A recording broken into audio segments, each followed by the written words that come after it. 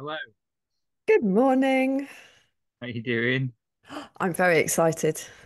I know we're very lucky. I know. I know. It's good, isn't it? Thank God I checked my messages at 10:30 last night. Yeah, absolutely. Yeah, Yeah, I'm just I wonder how he's feeling. I wonder what's going through his head right now. I wonder how he is physically. Um, yeah, so much. there's so many different things, isn't there? There's Have you watched my multiple interview with questions. We'll him have to. on double speed for 4 years ago, 3 years I ago? haven't. I haven't yet. No, No, so he broke no. the I've been. winter. The no, sorry, he broke the 24-hour Monroe record, where he did Yes. 33. Um, that's what I was It's mad how interviewing. much that differs to the Lakeland Fells record, isn't it? Yes, Which people can get up to. He got up to 78. it's yeah. Um, Well, I mean, dare I say it, Scotland is just bigger on every scale. mm, massive difference. But yeah, no, it's very exciting. I liked your you now have just immediately spurned the spine and you're straight onto the arc, I see. I mean, it Well, just can't keep no, your no, not attention, can we? completely. No. I know. I did wonder whether I should put that reel out after the spine is completely finished, but yeah. Yeah, there's still some poor I mean, souls out there, aren't there? there's still quite a few. Yeah, some That's a couple of people. What are they called? I think it's Tim, and I'm just scanning through the live open tracking now yeah, because two guys near the back have been, yeah, Tim Secker I'm just and reloading. Hein Peterson have been sort of chasing what are just ahead of the cutoff for the last couple of days, and they're still going. They're still just ahead of the lantern, the slowest finishing time. So they're Uh managing to keep going. They're oh almost yeah. at. Yeah. Yeah, they're nearly at Burness, aren't they? They've got to get. Well, they've got to do two miles in an hour and a half. So I'd have thought they'd get there in time. But obviously they want to rest and um Yeah, they're not going to be able to, are they? they I might get a bit suppose of they're going to time. have to go straight out. Yeah. And we've still And got Emily Mills out there, the last girlie. that's good. Yeah. Oh no, sorry. Who's There's a couple that? of girls. Kate Farley.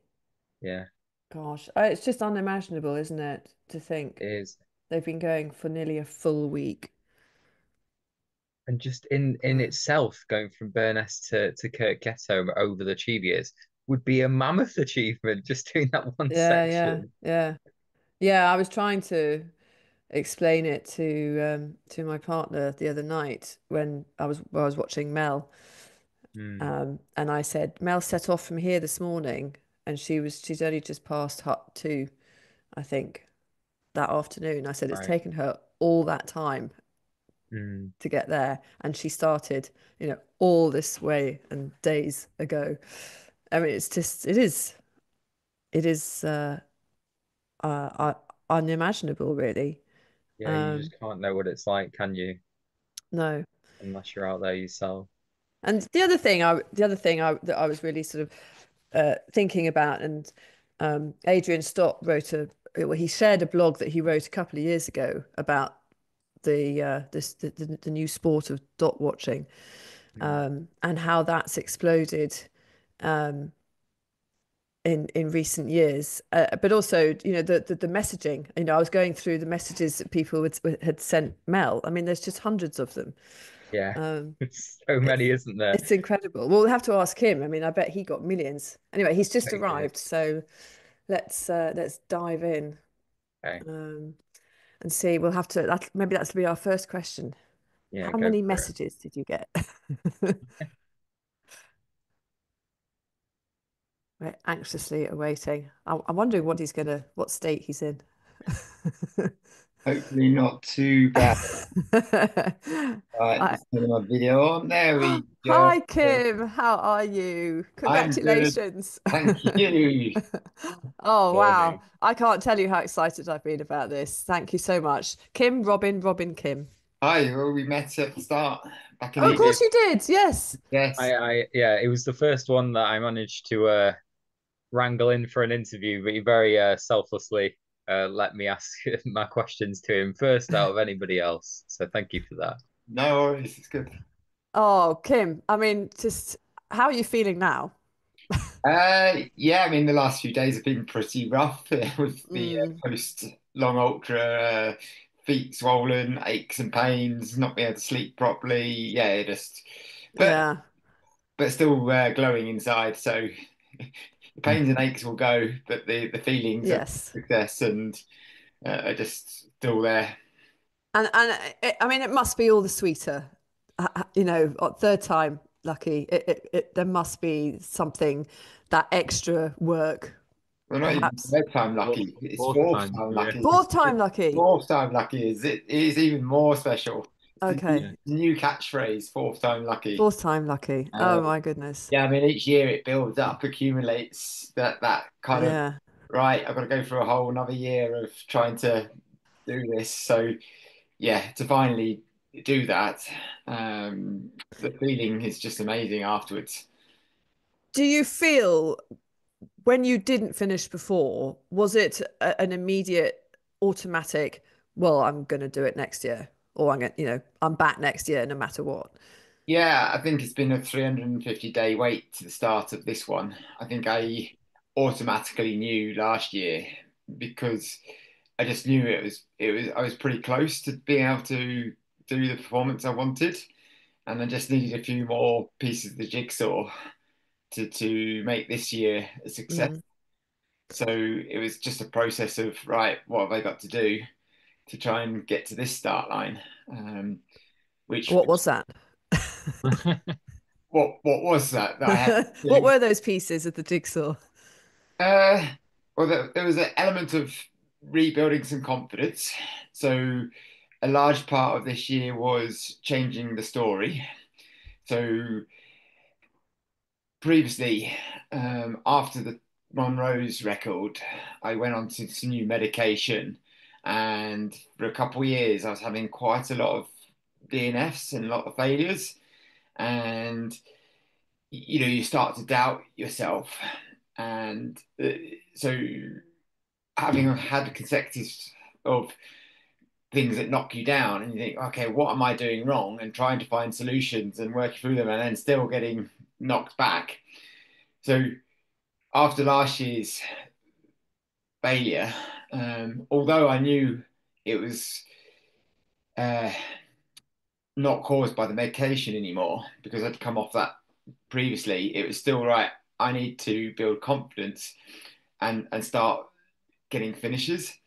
So, I mean, South Downs Way was the first race this year or last year in 24/4 where I raced too hard, blew up a bit, and had to suffer.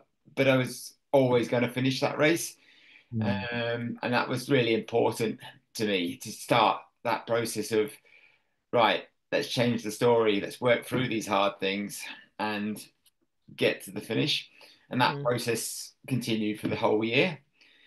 Uh, the other key thing that I changed was the actual acute cause of the DNF last year.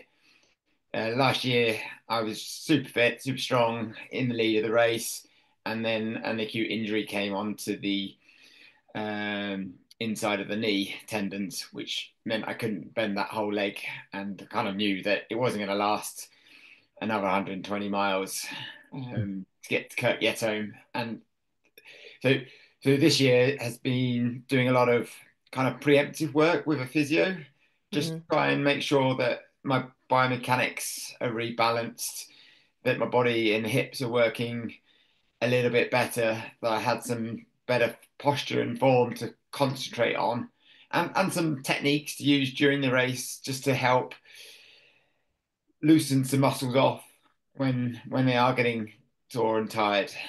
mm, So that is probably two things I've probably really changed to make the difference. Um, so oh, amazing. partly psychological, mental training, and Yeah. actual physio work. When you say techniques loosening to the muscles off, is that just particular stretches that you've been given to do at points? What did that look like? Uh, I guess there was the element for me was thinking about my hips and making sure that they're trying to keep the hips level. I had a tendency to anteriorly tilt my hips, which then puts a lot more load over on the quads. So it's just trying to make sure that my glutes are being used a little bit more, that I'm not overworking a crucial area. Mm-hmm. Uh, I also had a stretch that was I was getting a bit piriformis glute sort of issue after Ulster, I think. So I was doing a lot of kind of single leg, sort of crouching um, deadlift type, single leg deadlift type position, just to try and get a Right. good stretch in the right muscle there, just to ease it off, which really works. And I was also doing some isometric squeezes on some of the styles for my adductors because I get Right. quite tight adductors. So just putting a bit of isometric squeeze on them just helped actually release them a little bit. Um, just Right, the styles aren't hard enough. well, I know it's also a good excuse for like a 20-second rest, really, as well. You know, Yeah, it's your mind finds opportunities for a break. Uh, yeah. you think you're doing something good anyway. If it helps you mentally move on. I'm trying to think what that actually it means. I mean, are you straddling it and then gripping it? Are Yeah, I you? basically just Yeah. there was a certain style after Alston which had a wooden beam and that you could just straddle and then squeeze, like clench between your legs, Yeah. and just that holding of that pressure Okay. That's creates an isometric strength move, so which then just allows your body to go, okay, I can relax that muscle just a little bit, mm, mm. which just frees up that movement just slightly enough. Um, I do remember someone once, years and years ago, saying that if you've got a tight muscle, actually you shouldn't stretch it. You should constrict it as well, because actually what you're doing is you're fighting what it wants to do. So compress it in the opposite direction, if that makes sense. So I imagine that's kind of what you were doing with the adductors. yeah, yeah, it's. I've always found that actually doing some of the specific strength work actually improves the flexibility of the muscle rather than just stretching them. Mm. Whereas stretching it just tends to ping back into the same position as it was before, like the elastic band. Um, so yeah, It's what we're hearing off a lot of people is how important strength and conditioning is. You can't just do stretches anymore if you want to be successful like you've been. It's imperative to get it done. yeah, no, I totally agree with that. Especially as a masters athlete in my mid 40s, that trying to maintain muscle strength as it deteriorates is got to be a priority. Mhm. And also, there's that huge part of mobility as well as a runner, just trying to make sure that you have good movement and coordination is I think really important to reduce your risk of those biomechanical problems that occur and that then cause injuries. Yeah. And so just doing that sort of work can make a real big difference. Can hear the coach in you coming out now. Yes. So You mentioned those sort of, I think it was on one of the spine videos that you had a proper low point, and I think was it a hot towel or something that they wrapped around? Was it your calf? no, no. So I came into Langton Beck and my legs, my quads, my calves, my everything was seized solid. Everything was like a brick basically, and Right. I walked in, and then I had that kind of sleep deprived moment of I just sat down, stared in space, kind of without the normal focus, So I didn't even like organize my bag, which I normally do, to go straight out or to be able to go out after a sleep. I basically just laid down and slept for probably a couple of hours, and then I got back out, and I was still pretty not in a good way. So I kind of went to the medics, like almost in like this is it. I don't know how I'm going to continue with my body like this, and it was suddenly just a small idea um, that one of the medics had a Nalgene bottle and said, right, fill this with warm water, Hmm. do a bit of rolling with that. Um, Maybe try some electrolytes. So so from that room meeting, what I did is then went and did some rolling, crammed a load of electrolytes in, and then decided, all right, I'm going to sleep for another hour. And that after that hour, I just went, right, okay, now it's time to try.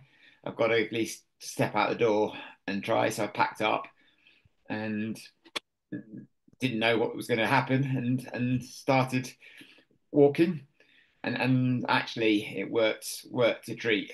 So I think the combination of sleep, probably the electrolytes was probably the biggest actually thing thinking back Hmm. on it. And the bit of rolling strength work had a little bit of an Mm, impact, but it was mm, just helped me get over that hump point in the brain as well. And it was kind of bizarre because I'd gone through all that and I still managed to leave ahead of John Kelly. Yeah. I thought my race had gone at that point. I wasn't going to be in the lead. I was going to be chasing now, and but suddenly, actually, I've had a really good break, good sleep. I sorted my muscles out, and well, I'm over the hump, kind of, or yeah. on the way to, And uh, you're still leading. yeah. And I've got past all Mm. my crutch points before, and I'm still leading. So it was a great opportunity That's from a that point. yeah. Yeah, that must have been quite a boost actually. Do you as a leader, do you sort of keep an eye on what the rest of the field is doing behind you? Do you watch to see how much further ahead you are so that you know how much time you can take at a checkpoint? So I mean, I purposely don't take a um, mobile that allows me to track. I have a little um, burner Super type light one. phone like Mm, Yeah. that goes in my bag as for the emergency things. But at every place you meet someone, you they get tell you. they tell you look to see and you get to see okay that's where they are and so I constantly knew how far behind or how Mm. little far behind they were at the different points. Nice. So, how long of the race were you by yourself? At what point did you break away? So there was three of us, me, John, Eugenie, all the way towards till just after Gargrave when we were running along, yeah, towards Malham, and then John started to have his first of his sleep issues and dropped off the back to trail nap, and so it was just then me and Eugenie all the way to the bottom of Fountains Fell. And then I decided that actually I wanted to try and spend some time on my own now, and just was able to power walk away from Eugenie. So from about that point on, I spent much of the time on my own. I think, yeah. Apart from a couple of miles where me and John met after the diversion right out Mm. Oh yeah. after Langton Beck, where John had missed the the diversion and Yeah. basically came in together at the same where they meet at the same exact time. It was like, Right. whoa, how does that happen? And so we then shared a couple of miles up the track together before John started to have some more sleep issues, and I sort of pulled away a little bit again. Um, and so, yeah, apart from crossing in Dufton at the checkpoint, yeah, that was the rest of it was definitely all on my own. What is that like? When I say all on my own, actually there was other points because with the Challenger North North, yeah, now, Mm, you're actually not on your own all the time. You actually there's definitely points where I spent time with a Challenger North participant, um, which added another dynamic to the race. There's definitely some of them helped pull me along at different yeah. times when they were a bit fresher and I could hang on, and then maybe I would get better and leave again. But it was definitely a different scenario than say previous years when you would be totally on your own. Mm. mm. Yeah, I mean, how do you find that mentally being alone? Do you quite like it? Is that something that's challenging for you? No, I'm an introvert, so I love spending time alone in the dark on the hillside. Um, it is always though a challenge and hard because you do have a lot of time in your own head when you're in a lot of pain and you are suffering and you're pushing the red line because you're Mm, trying to win this competition. So there's always a battle going on within my head between the different parts of it that want to tell you different things to do. So there's stop.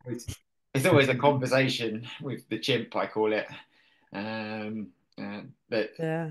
either it's trying to push you on harder or tell you to slow down or it's okay to have a break here or why don't you just quit? That'd be hard easier. You have to play all sorts in your mind, but Is that generally I deal with it quite well. Have you read the Chimp Paradox by any chance, Kim? Yes, yeah, Yeah, I have. It's a good book. Peters. Yeah, For, I still need to read it. I've got it on my bookshelf. it's amazing. It's amazing. yeah, it just helps with a good analogy for the brain and understanding why you might do things at different times. And so that really helps me in those moments to Mm. go, okay, that's your chimp talking here. Yeah, it helps a lot of high-end athletes, so I'm glad that it's helped you as well. Yeah, yeah. Oh man, I'm almost spoiled for choice into what to ask you. Um, right now in my head, I've just got Swiss Peaks 360 going round and round. So, how did winning that help you with the spine? Because I've heard that maybe you might have conquered sleep issues from that race. Did you ever have sleep issues? How did that help? So I guess that was the final piece of the jigsaw of changing the story is was I needed to finish a big 200-mile race and have that confidence of doing an 80 plus hour event and knowing that I could finish. Mm, So I gained a huge amount of I definitely had a hump point in that race as well. I seem to have this moment where you're about halfway and you just can't see the finish line and you're hurting like hell. And how do I get over this? So we're finding a way to detach from the chimp part and trying to find logical solutions in the moment that help you actually work through in a logical way rather than cave into this is hard, this hurts, there's an easy way out here. That I gained a definite way to try and do that in my head. How do I step back and see almost from a third person viewpoint of okay, what's a way out of this? What have I got to do to get past this crux moment really? And so gaining that. So what me how that related to Langton Beck was actually going to the medic and looking for a solution. mm, And that just goes, okay, here's a solution I can try. Let's try it. Change things, got me out. and helped me switch away from the chimp moment of I can't see a way through this um, moment. And so there was definitely that from Swiss Peaks. For sleep, something I did apply for this was watching the winner of the 660, Victor Ricard, taking an early sleep, and then how quickly he moved after taking an early sleep, and how he was able then to keep moving a lot quicker all the way to the end. Mm. So How early are we talking? I mean, for him, it was the first night of Right. which it for the Swiss Peaks it works quite well because the checkpoint falls at a really wee hours of the morning at a good place for you feel tired, you feel sleepy, and but otherwise you're going to have to wait another 24 hours, which is what I did. It's like, okay, this is not normal. We push through the first night, don't we, and go to the second night. But then seeing him come past the middle of the next day, going, oh, okay, now we see the advantage of maybe more sleep can be better. So the challenge here, though, with the spine is that the checkpoints fall at the wrong place for natural sleep patterns Mm. Mm. because Hawes for us is early morning. So what was I in there between 9 and 10 a.m. Last year, just before 8. So you're naturally waking up at that time. So the tendency has always been, right, you push through Hawes and uh, go to Langton Beck. But for me, in the last three previous years, I've never made it to Langton Beck.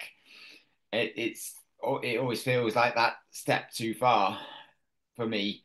And I think I don't work well with lack of sleep. I think that really affects my mental game to be able to suffer and push through. So Mm. what I changed this time was I'm going to try and sleep at Hawes. And I said that in an interview with Ultra Running Sam after the Swiss Peaks that I was going to try that. And I did. I decided, right, this is my strategy. I'm not going to push on. This has been a really hard race with all the snow up to this point. We're weary. Let's give myself the opportunity to sleep. Mm. So I went up, set an alarm for 90 minutes, lay there and snoozed, not really slept properly for about 30 minutes, looked at the clock and went, okay, I'm not sleeping, but I've had a good lay down, rested my legs, given my mind a reset, and went, okay, time to go. And and I think that did really, really help. Um, just having that in the back of your mind that I've done that, Mm. changed something, whether it was quality or not, probably not. But I think it definitely helped me personally to try that. Um, It does make sense, though, doesn't it? To instead of reacting and trying to deal with a problem like a lack of sleep later on in the stages, if you're actually preempting and getting some naps in that keeps you topped up from the outset, yeah, it's I mean it makes sense now, and it seems so logical. A little bit like the eating. I remember reading a blog from someone who was a nutritionist who was following at Tour de Géant, and they said they'd noticed about how the runners were actually they weren't grabbing food and going. They were actually stopping and sitting down and eating a full meal, and the sort of difference that makes. And it's yeah, it seems like this is a sort of logical progression in these super long races. Is that you don't go and go and go and then go, oh my God, I need to eat more, I need to sleep now. Actually, to yeah. do it from the outset. I mean, because there has developed a culture of how little sleep do you do the spine on and win it. And Mm, for me, I knew that that wasn't going to work for me, and I wanted to try something slightly different around sleep. Like I got a motto was sleep. What is it? Sleep more, suffer less. and I think it's quite true in just around the well-being element. And I think it made a huge difference me getting 3 hours at Langton Beck at the end. My pace at the end from Bellingham to the finish is pretty. Yeah, I mean, Jasmine finished strong in her race when she set the record, and I was able to catch up 4 miles from Bellingham and overtake her or virtual Jasmine and finish Mm. the time. It was fun watching the tussle of Yeah, that yeah, of you with the little achievement trophy. Yeah, and I think that comes down to not being, yeah, not taking a little bit more sleep at Lapton Beck. Um, but what comes with that strategy is the tactic of going out hard with it. That you've got to be one of the ones pushing the pace so that you can use that advantage that you've gained in time. yes, So it's a different ball game. It's around the average pace. So if you're stopped sleeping more, you've got to keep your average pace higher by pushing yeah, harder in between. So that's definitely a a you trade-off. trade off. Yeah, and I think I got that right this year. Absolutely. It's undeniable. How Yeah. was what about your nutrition? Yeah, I had a big focus on calories. I think I actually my well-being throughout the whole race was spot on. I never had any real major sugar lows or no real nausea. I mean, I had one moment where something didn't disagree with me, but it was brief. And so nutrition wise, I got that pretty good actually, just to feel good in myself all the time. Other than aches and pains and sleep monsters and that, but just general. Oh, I feel okay. I feel good. Mm. My well-being is smiley. What, Um, but that's you anyway, isn't it? yeah, yeah, this is me. But food and definitely plays into that. I get grumpy if I'm hungry. What's Uh, your favorite trail snack? what did it? It was a nut and sweet mix, probably with a little bits of chocolate. Just that was a good go-to at times. Mm. Um, Do you make it yourself or yeah, yeah, just yeah? bought bought bags of sweets and chocolate Mm. buttons and whatever, and some peanuts. Mix it up and gives you a bit of sweet and fat. You focus on that number of carbs per hour sort of thing, or do you just try and listen to your body? No, I broke this race for me into three distinct parts for my nutrition strategy. The first section to Hebden Bridge, because that was going to be the highest intensity part where we're fresh, we're tapered, and we're going to be pushing hard. Um, Definitely into a more moderate region at times up some of the hills. So with that comes a high burn rate of carbohydrate. So I had a real focus on yeah getting 90 to 100 grams of carbohydrate per hour in um, for those first 8 hours to make sure that I had then the power to stay strong afterwards. My next phase was to horse, so we're still quite in a hard working region, so still burning quite a lot of carb. We're still moving relatively fast for that. So, but we are moving in down the duration of time. So it was a case of I need to keep carbohydrate levels relatively high. Um, but I'm definitely starting to try and build in some real foods, some sandwiches, some crisps, some nuts and fatty foods to the mix as well. Um, and then after Hawes, I see that as the expedition kind of phase, which with a much more focus on real foods with a lot more fat in. So for me, baby bells, obviously, and Right. cheeses and nuts and crisps and uh, what other things.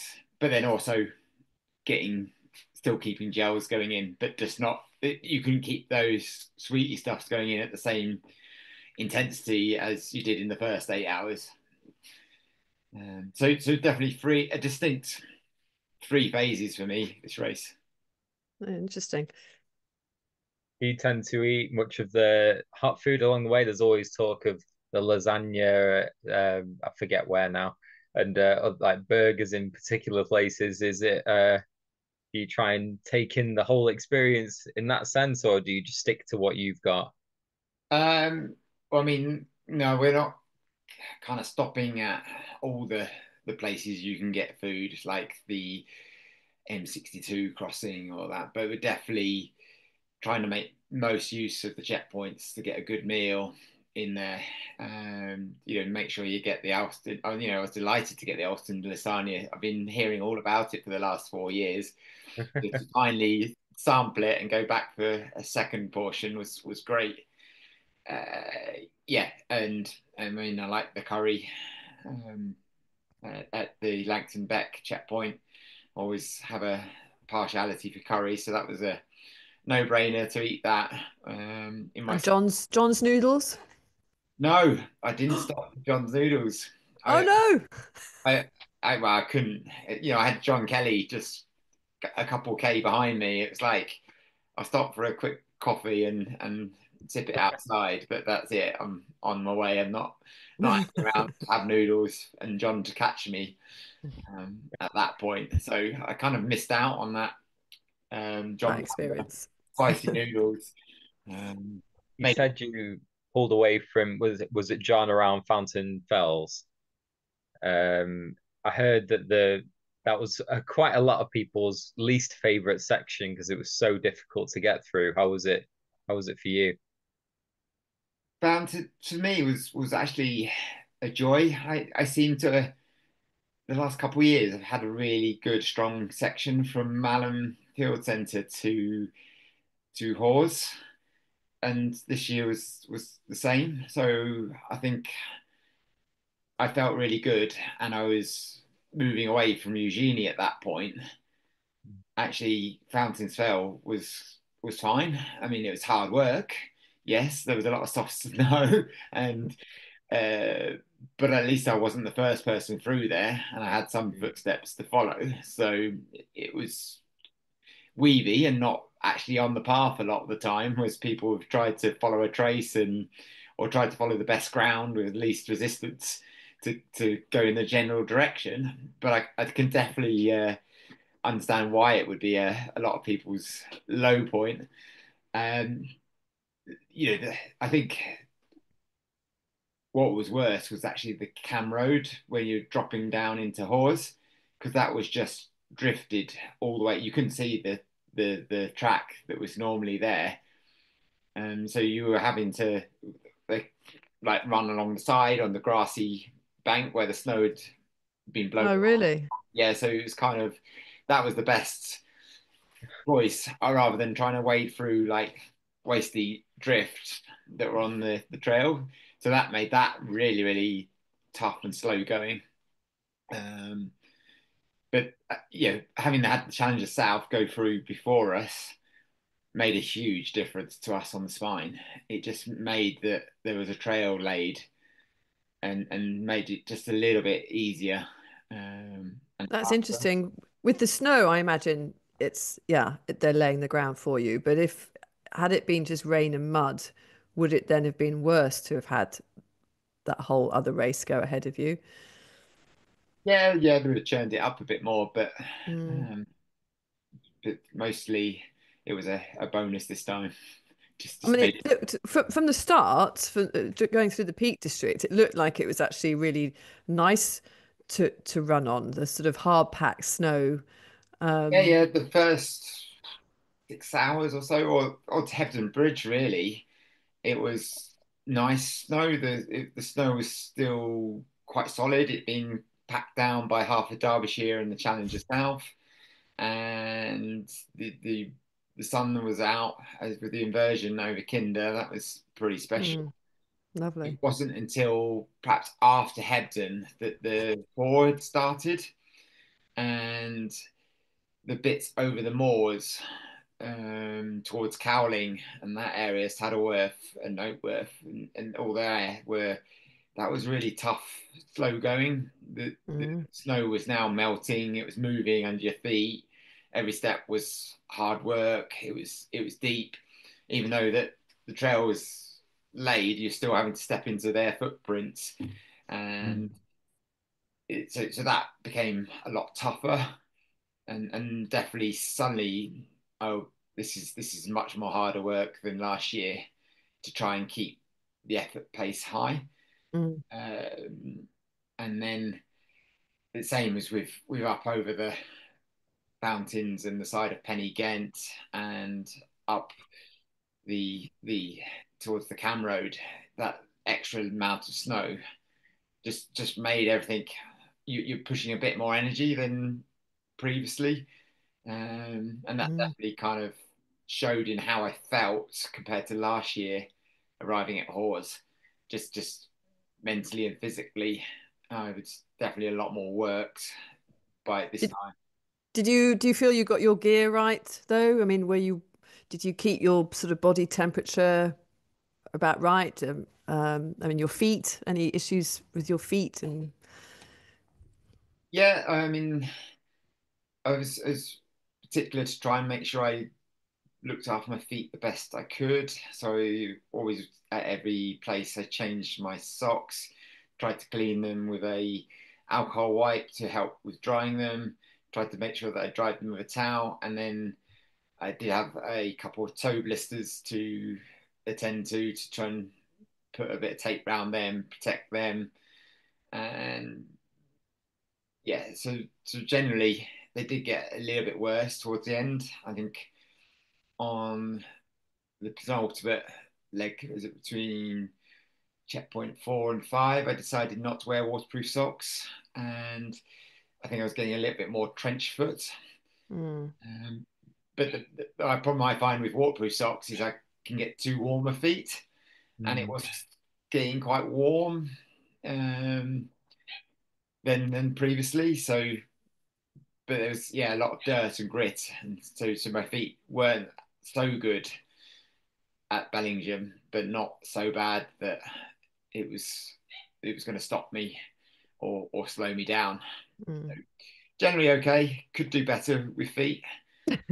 Um, it's yeah. I had 3 shoe changes, so I wore a pair of Le Sportiva Blizzards at the start with little metal dobs in, which I felt great. Gave me extra confidence running downhill, but I knew they wouldn't be any good after that leg because there's too much road and harder Mm. terrain. So then I was into some mutants, half size bigger, but then I Langton Beck because my feet swelled. I needed to change into cyclones because they are like a full size bigger than my normal shoe size, and that just gave me my feet the space with a waterproof sock in.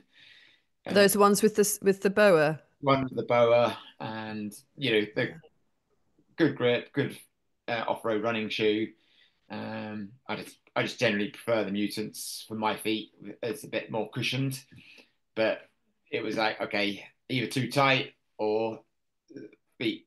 And I knew if I went for too tight, then that would just rub and cause me massive Mm. foot problems. So I went okay, we'll go for a little bit less comfort, but room for the foot to move and have some breathing space. Um, I yeah, love that side of the prep for this race that you've got three pairs of shoes, one a half size bigger and one a full size bigger. It just seems like it's so important because your feet will swell that much. I wonder And how how many many people are socks? caught unawares of that. Yeah. yeah, and having the socks as well. I think I needed another pair of waterproof socks. I'd miscalculated. And that Did you carry them with you, or are you getting them out of the drop bags? drop bag each location Mm. would change at that. I knew I wanted to do that to just make sure I can assess my feet and then put a new pair on just to try and, yeah, I know in the past where I have not done that and run through, like at Hebden in previous years, I wouldn't have changed shoes or socks. But this time I thought, no, actually, I'm going to take the time to look at it for the long Mm. term health and try to play the long game a little bit there. It did put a little bit more pressure on me to on the outs coming out of the checkpoint to catch John and Eugenie back up as they'd got out the door a couple of minutes before me. But I think it was well worth it in the long run. Do you kind of leave with a sense of panic then, thinking, have I taken too long? That classic sort of, oh, I've taken too long in the checkpoint. I've got to go and catch them up. Does that then affect you as you're running Yeah, mentally?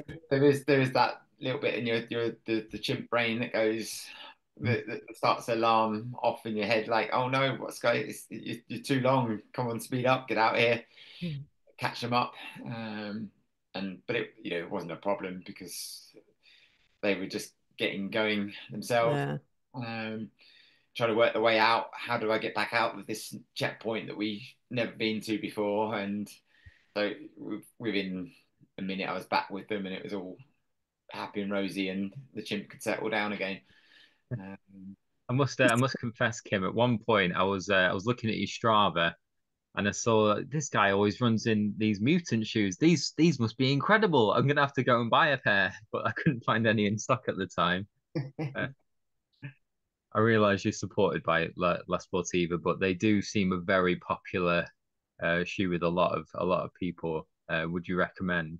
yeah, they're really good all-round shoe for the fells and hills, and for longer challenges. Mm. They might not be as aggressive for shorter fell races and down boggy slopes, but for most of what I do, they're a brilliant shoe for rocks, mud, and the fells. Uh, I've got some mutants and they are lovely. I love the tongue, the sort of fold over tongue. It's quite unique design. the way you can then do the laces up and it tucks away, and you don't worry about it ever coming undone because it's tucked in. Um, Mm. Small yeah, plug for La Sportiva there. it is. It is a very good Well shoe. done, guys. You mentioned there before the race that you wanted to chase down your partner. Was it to before she got to Hawes? Um, Yeah, I I mean, noticed she came joint second, so that's pretty amazing. Oh, yeah. that's cool. I mean, yeah, Ali did really well. It was brilliant. I was chuffed to see. I mean, I got updates at Loversdale and then at Malantarn just to make sure that she was still moving on and doing really well. And yeah, so it was great to get the knowledge when at the last at Malantarn that she was only 3K away from the finish. So she definitely won the household Yeah, race Hawes first. And Oh, yeah, bless. delighted for her that she's came joint second in her race. It was brilliant to see. that's amazing. Are you going to do anything to celebrate as a household? Um, well, I won a 6 liters of red wine at Swiss Peaks that I've been like saving. I can't said all right, I can't celebrate until I've finished the spine. So now it's got to be opened at some point. What in one bottle, 6 liters? Yes, yes. Hang on a minute. Oh Have to show you. My goodness. wow, that's amazing. For those who can't see, that covers half of his body. That literally is half its size. Oh, I'm going to have to take a screenshot of that and share it. Um, However, I'm not a big drinker, so maybe 2 glasses of that, and I'll be gone. That'll be the Yeah. celebration over. Keep the cork. Oh, I'm sure it'll get better as it ages. Maybe, although I don't know how long you can leave red wine open. I'm no connoisseur. Cooking wine. Yeah. cookie wine, yes. I don't want to ask you about what you're doing next because does it feel like you've really sort of completed? I mean, it is such a long goal, like fourth time lucky, as I saw, I assume it's a relative, Georgie Collison, put on your messages that you get through to you that they print off for you at the end. Uh, she said fourth time lucky is going to be your thing. So, what are you going to do next? Is there anything you even care about now that you've managed to achieve this? Yeah, I mean, it is a huge. I mean, there's an element of relief that it's over as well. That there's that four years of building up to it, and finally, the thought of having to do that again next Mm. year and only be thinking about the spine would have been really, really, really tough. So, in that sense, I'm like delighted to finally had that feeling of success and finishing it. Um, so there is definitely a part of me that needs to just mentally unwind, just and relax and not feel the pressure of that you put on yourself to move towards that never ending goal. However, I'm an ultra runner. I love hard things, challenging myself, and there's still things that I haven't that I've got to clean off the DNF sheet. And so Mm. probably the next one of those that I hope to do would be um, Tour de Jaunt later this year. Would be my next big 200-mile goal. That can't be that. That must be pretty similar to Swiss Peaks 360. Is it in sort of terrain Yeah, and elevation? yeah, That's great. So you must be going in with a lot of confidence for that. Mm. I'd suspect. yeah. However, there's always the thing with these races. There's so many things that go wrong in them, isn't there? And the things you got to manage. So I'm going to go into it with a lot more confidence now because I've had two really great successes with Swiss Peaks and now the Spine that I'm Mm. actually starting to learn how to race these races the way I want to and Mm. how to do that. So now it'd be nice to go to a European international 200-mile race with other high caliber athletes again and see, well, what can I do at this big race? So You'll have to go do that's a quick exciting. one now as well. Sorry? So that you'll have to go do a quick sort of a quick 200-mile race, a flatter, I suppose, or and that comes with its own challenges as well. But all of these three races, the Spine, Tour de Gion, and Swiss Three Peaks, have got such a huge task that comes with them. Is there anything that you want to try and burn out distance wise a bit Yeah, quicker? but for me, it's not so much about the distance; it's more about the journey and the toughness and the adventure. So Right. you look at the Spine; it's a journey from Edale all the way up to Kirkgetome through all the ranges of terrain and national park. You feel like you're having a proper adventure. And same as the big mountain ultras. It's just the views are stunning. The terrain that where you wake up with the sunrises and the glaciers and the mountain huts that add into that unique experience. It's for me a flatter race. Just wouldn't necessarily bring that to me. I mean, like I quite like hiking as well. Mm, So that also helps me. I think just a good hiking race. that's interesting. Okay, yeah, fair enough. So, I'll What caused your DNF? so winter downs is probably not likely to be on my bucket list in the near future. That is what I was thinking. That's what you're thinking. Yes, yeah, it is. Yeah, What, the 200? yeah. 200. Yeah. Mm. What caused your DNF at Tour de Géant before? Um, it was same. It was a period when I was still on the medication for my cholesterol that was causing muscles to cramp. Um, so I was basically, I came running down that big descent into Donas, which is from about 2,900 meters to about 600 meters in elevation over 20 miles. And you're going from like 0 degrees at night to like 28, 30 degrees in the valley. And I just, yeah, it's about 100 miles in, and my legs just went and seized. I mean, I Mm. got out of the checkpoint and walked and tried to climb the next climb, but my body and legs had totally.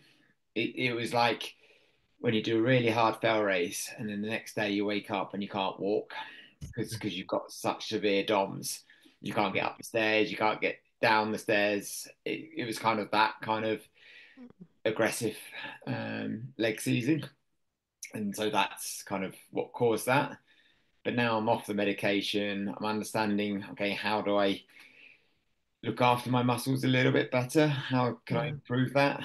I think I've got a better chance. That is hard on the body, isn't it, to go from such extremes of temperature and altitude. Yeah, and I mean, there's also clearly the factors of how do you handle the hydration element of suddenly you're probably not sweating very much through the night cold to suddenly you losing maybe a litre an hour again in the second half, and you're already probably a bit depleted, and you just don't concentrate or again on actually I need to be hydrating a lot better here in this bottom half, thinking about my electrolytes a bit more, and still fueling you, and that all has an impact on how you respond. So that probably also played into the DNF. But that's the It's kind of beauty of these long races is trying to manage your body and yourself to problem solve what's going on, why is this happening, it's and a permanent puzzle, isn't it, of personal admin. yeah, and that's so it's kind of what did I? Someone said that it's kind of more than running. When you do these races, and it is more. You have more expedition type factors um, to a 200 miler than a 100 miler. Well, you certainly managed to run into the finish. It was so awesome seeing you just like charge through to the end. Yeah, that was kind of weird. How the last 2 hours, I just decided to that I was going to do it, and I was going to run, and I was going to. So I started running up some of the hills up to the Cheviot, and suddenly I was like, actually, I'm able to run these downhills. Let's run them. Come on, you've done this in training. Let's do this now. And it was just like, right, the mind's gone right. You're close to the finish. Right, we can do this now. I think we can get through this. So off you go. Wicked. And yeah, I just had that. Right, I'm running all this descent all along this road, up over the hill, and down into the finish line. Just right. Wow.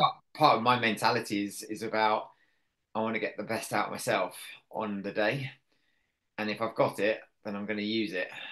So it wasn't going to be right. I've won this now. I'm going to take it easy and walk in. It was like, well, what time can I get? Mm. I didn't think about Jasmine's time until I did, and that was Mm. really right at the end.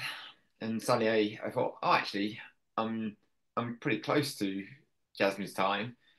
So I asked at the hut, where is virtual Jasmine? And they go, okay, actually, she's just leaving the hut now, and which was perfect. It just gave me that extra little bit of motivation to Yeah. keep pushing that last couple hours, and rather than it dragging, because a lot of the time I find that I'm those last few 5 or 6 kilometers into a checkpoint or into a finish really, really drag. You start count as soon as you start counting down, time seems to go forever slowly. So to have that motivation, that feeling when it the time passed really, really quickly. Compared to like coming to Alston from Garraville, those 10K from between those two just went so slowly. Um, And I And think, that must be a real measure of success as well, that you were able to finish that strongly, with that much of motivation. That must be great. I mean, rather than people saying, "Oh, well, perhaps you didn't push hard enough if you could finish that strongly." Well, actually, that shows how well you managed the race. yeah, no, I think it's actually a sign of actually I've managed to keep fueling well. I've managed to keep Mm. pain management under control, and it's also like that a sprint finish in any race. You know, anything above 800 meters, every runner is always able to find a little acceleration towards the end. You know, in a 268-mile race, the acceleration is 2 hours from the end, and not just the end. But there's always your body, your mind keeps some capacity back until it Mm. knows that you can give it out. Mm. And Mm. clearly, there's that. Okay, the mind's gone. Well, you've looked after yourself fairly well. You're feeling pretty good. I think we'll give you the power output to do this now. Um, and yeah, so I think it's Yeah, it's great. So amazing. I can't imagine what that must have felt like. Just that remaining sort of hour or two to the finish must have just. it, it was just really really kind of happy feeling of unworldly of welling up in you. It was like the whole 4 years of hard work, persistence, everything that you put into this race. Suddenly, it was you knew that it was going to happen. So Yeah, all that, yeah, it's basically it's just delayed gratification was just coming out at that point. My mind, I'd been pretty grumpy after Hut One until halfway through the leg. I was like, oh, this is a long way now. I just need to finish. But suddenly, the something clicked, and I went, no, this is a wonderful evening. I'm mm, about to realize the dream. Let's enjoy it. And it was just that flood of adrenaline and happiness and overwhelming experience of joy that just flooded. Knowing you've done it, Yeah, basically. knowing I've done it uh, Mm.